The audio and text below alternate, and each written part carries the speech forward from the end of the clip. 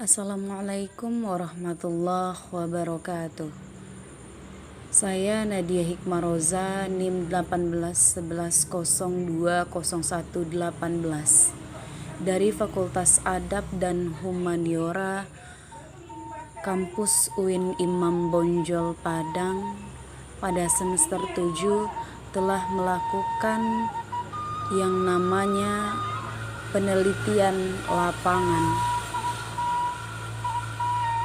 dan telah juga melalui penjelajahan di pertambangan emas Kabupaten Solok Selatan. Laporan ini ditulis untuk memenuhi sebagai persyaratan tugas mata kuliah Sejarah Maritim dan Perdagangan Asia Tenggara dan ASI. Baiklah, langsung saja ke pembahasan. Pada bab 1, Ananda menjelaskan di sini latar belakang. Negara Indonesia adalah negara yang banyak memiliki sumber daya alam yang melimpah dengan berbagai macam bahan tambang yang tersebar di berbagai daerah di Indonesia. Baik itu minyak bumi, gas alam, emas, dan juga batu bara. Pada zaman dahulu, pertambangan emas telah menjadi satu bentuk usaha yang sangat tua atau bisa dikatakan sebagai suatu hal pertambangan tertua yang dikelola dengan secara mandiri dengan menggunakan alat-alat yang sederhana yang dilakukan pada masyarakat di negari ini. Kabupaten Solok Selatan secara geografis memiliki tanah yang subur, sehingga sangat cocok untuk lahan pertanian. Tidak heran jika masyarakat di sini memiliki lahan perkebunan yang cukup luas. Dan di samping itu, Kabupaten Solok Selatan juga memiliki potensi sumber daya alam seperti emas. Potensi sumber daya alam ini dapat berubah perekonomian masyarakat menjadi lebih baik sehingga dapat meningkatkan yang namanya kesejahteraan. Awalnya masyarakat Kabupaten Solok Selatan secara hal garis besar mereka itu mempunyai sektor pertanian dan juga perkebunan, baik itu sawah, ladang, dan berkebun karet. Semboyan bagi Kabupaten Solok Selatan ialah Bukit Emas. Dikatakan demikian karena hampir setiap bukit yang ada di Solok Selatan kaya akan hasil bumi, yaitunya emas. Pertambangan emas di Solok Selatan awalnya dibuka bermula bahwa pemerintahan Belanda pada mulanya itu orang Belanda mengambil emas ke bukit dengan alat tradisional. Pada saat hujan turun, bukit-bukit yang telah mereka gali akan hanyut ke sepanjang sungai. Dan sungai tersebut bernama Sungai Batanghari. Kemudian dari sungai itulah melalui yang namanya Sungai Bangko dan sungai lainnya yang terdapat di Kabupaten Solok Selatan. Dan pada tahun 1886 dalam surat kabar Belanda yang bernama Batavia Nieuwsblad yang terbit pada harian itu pada tanggal 26 Mei 1886 berkaitan mengenai tambang emas di Solok Selatan khususnya. Maka dari itu, penelitian ini tertarik untuk dilakukan karena beberapa alasan. Yang pertama, masyarakat Nagari Lubuak Gadang, Kecamatan Sangir, Kabupaten Solok Selatan masih memahami dan melakukan yang namanya pekerjaan dengan tambang emas. Dan oleh sebab itulah maka penulis tertarik untuk mengkaji hal ini. Dengan rumusan masalah yang dibahas di sini adalah yang pertama, bagaimana sejarah pertambangan emas di Nagari Lubuk Gadang, Kecamatan Sangir, Kabupaten Solok Selatan. Dan yang kedua adalah membahas tentang bagaimana proses pertambangan emas di Nagari Lubuk Gadang, Kecamatan Sangir, Kabupaten Solok Selatan. Dan untuk batasan tema, di sini peneliti membatasi yang pertama yaitu batasan tematis. Batasan tematis di sini adalah mengenai sejarah budaya yang hanya memfokuskan pada penambangan emas atau bisa dikatakan pertambangan emas di Nagari Lubuk Gadang, Kecamatan Sangir, Kabupaten Solok Selatan. Ada pula batasan waktu. Batasan waktu di sini maksudnya adalah batasan temporal. Ananda sebagai peneliti juga membatasi laporan penelitian ini, yaitu dibatasi dari tahun 2004 sampai tahun 2018. Maka dari itu, adapun tujuan dari penelitian ini dan serta kegunaan penelitian ini untuk dijadikan sebagai laporan penelitian. Yang pertama, tujuan penelitian yaitu mengetahui sejarah pertambangan emas di Nagari Lubuk Gadang, Kecamatan Sangir, Kabupaten Solok Selatan. Dan yang kedua, mengetahui proses pertambangan emas di Nagari Lubuk Gadang, Kecamatan Sangir, Kabupaten Solok Selatan. Sedangkan dengan kegunaan penelitian ini adalah sebagai tugas UAS mata kuliah Sejarah Maritim dan Perdagangan Asia Tenggara atau ASI yang diberikan oleh dosen kepada mahasiswa.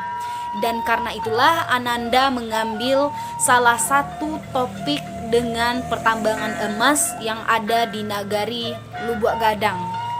Dengan penjelasan judul, Ananda menjelaskan yang pertama yaitu mengenai judul. Kata kuncinya adalah yakni yang pertama, pertambangan.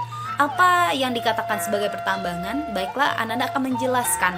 Pertambangan itu adalah sebagian atau seluruh tahap kegiatan dalam rangka penelitian, pengelolaan, dan pengusahaan mineral atau hal yang dikatakan yaitu tambang emas.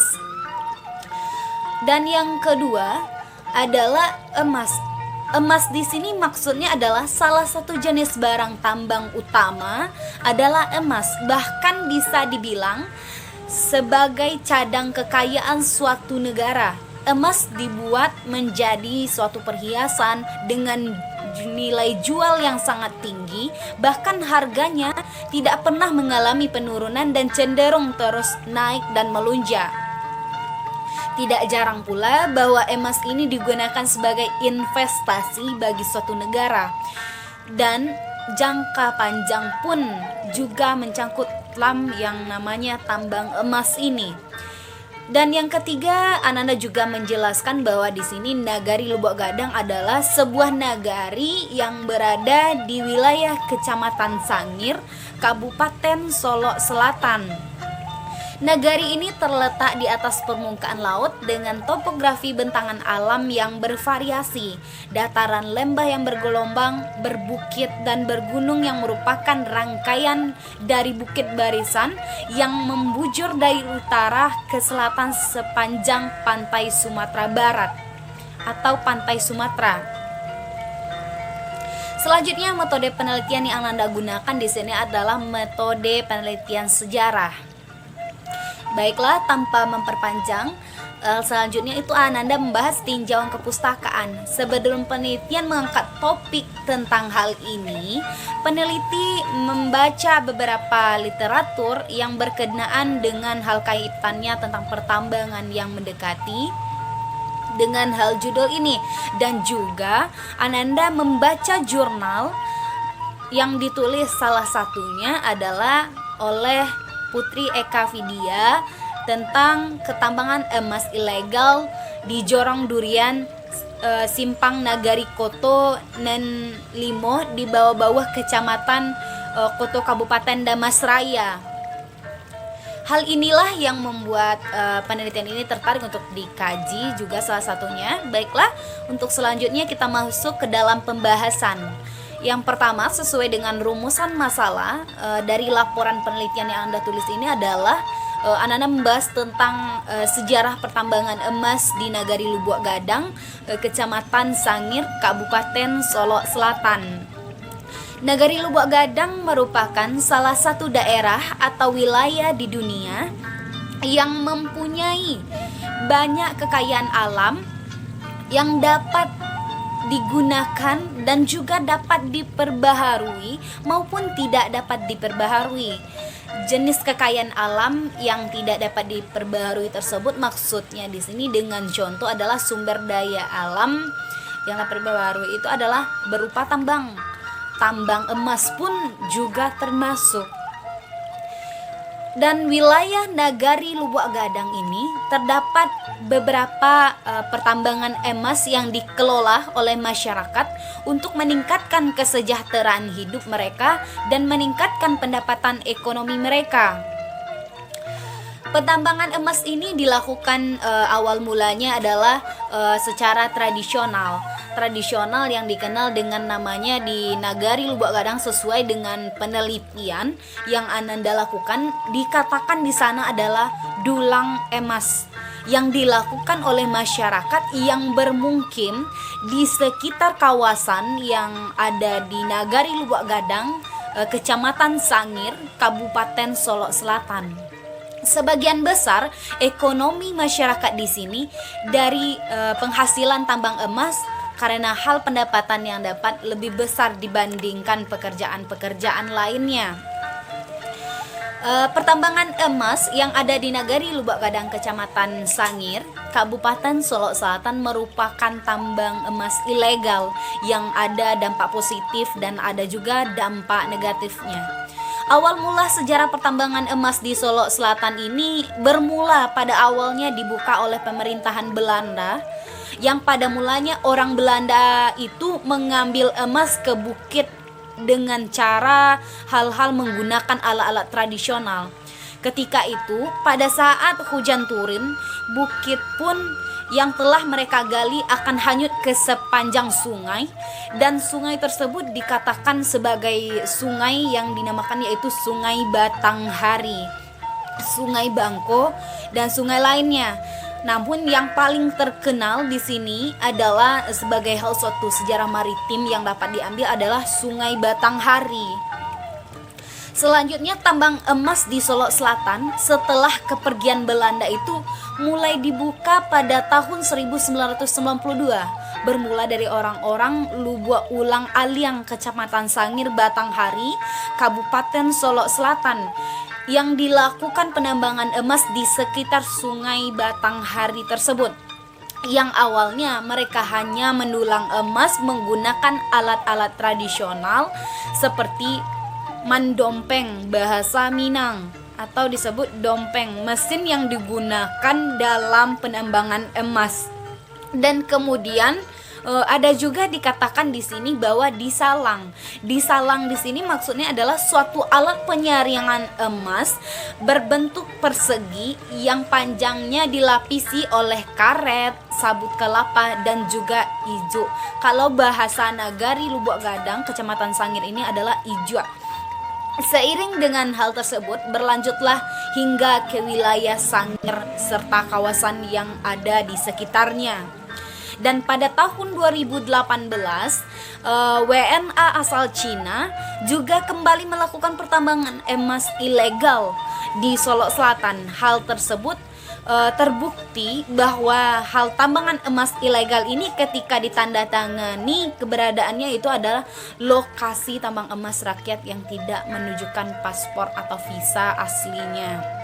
Dan kemudian adapun dampak dari hal ini menunjukkan dampak dari hal ilegal ini adalah ketika keterangan yang bersangkutan yang datang ke Indonesia itu adalah sebagai kunjungan keluarga. Namun di sini awal ceritanya adalah bahwa ada orang-orang luar atau negara-negara luar yang datang secara langsung untuk melakukan tambangan ilegal khususnya di Kabupaten Solok Selatan.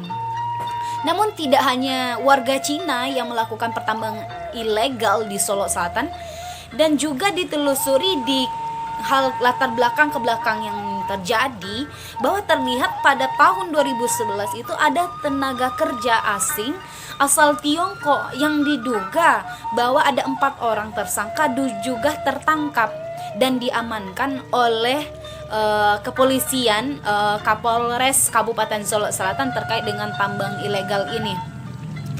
Dan usaha pertambangan emas pun tidak memiliki izin yang dianggap sebagai tambangan ilegal dan dikembalikan kepada pemerintah sebagai tambangan emas tanpa izin atau PTI atau pertambangan liar. Baiklah, selanjutnya industri tambang.